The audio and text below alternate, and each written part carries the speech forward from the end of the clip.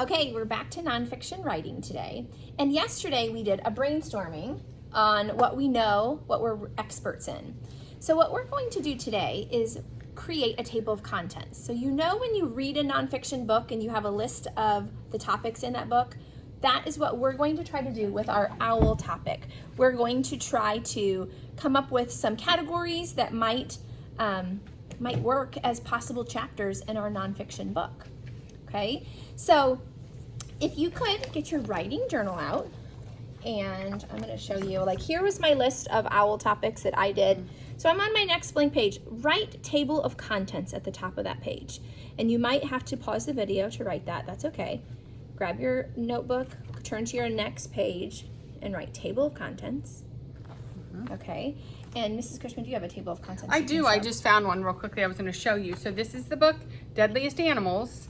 And in here, right at the very beginning, we have the table of contents. So this just helps us as a reader know what we want to read about.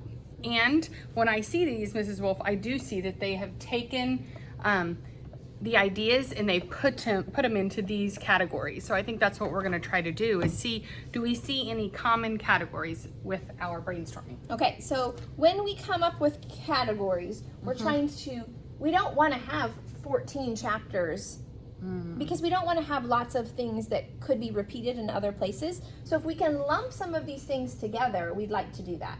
Okay. So our example might be very different from your example, but it will be the same idea. You'll be lumping some of your things you know together.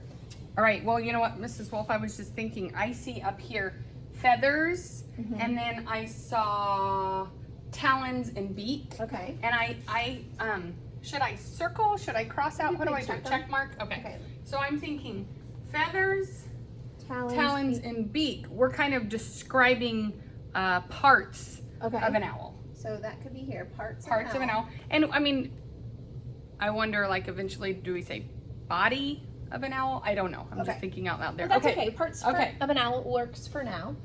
That rhymed.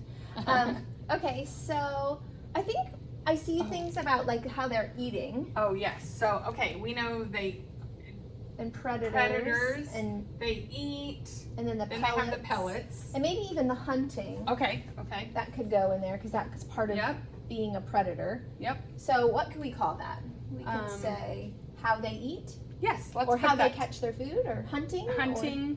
Let's maybe do hunting for food. Yes, good. We kind of find that. I like that.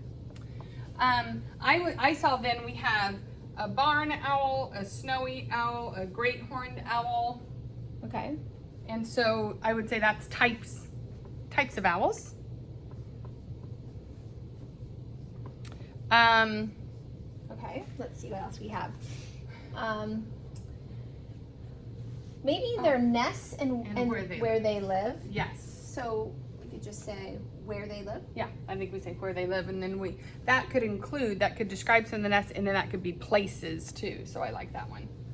Okay, it looks like nocturnal is kind of its own category. It doesn't really have anything, and maybe that's okay, because maybe that word is going to be really new to a lot of people, so we're just going to say nocturnal. And then I know we only have hoot, but I'm thinking, do we say like their calls or something about their calls? Okay, owl calls. And we have fly left. And flying might go with the hunting. That's Well, how they get it could around. Go with their, if we just maybe did a diagram too, I was thinking of their parts and their feathers. Okay, so let me bump out of the way here and shift this.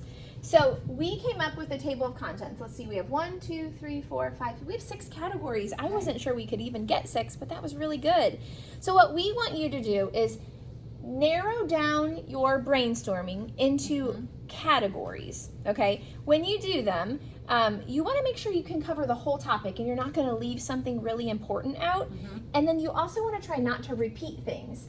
So I wouldn't want to have types of owls and then have something special on snowy owls. I want to get it all together.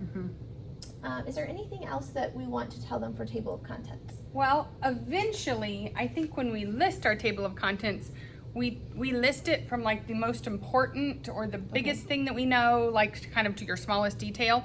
I don't know if we've really done that today, but that's okay. I think that is something we will get to. Okay.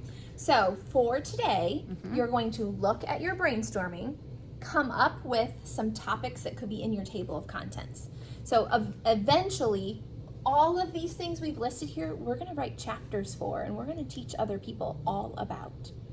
Okay, we're really excited to see your brainstorming and your table of contents and how they kind of fit together.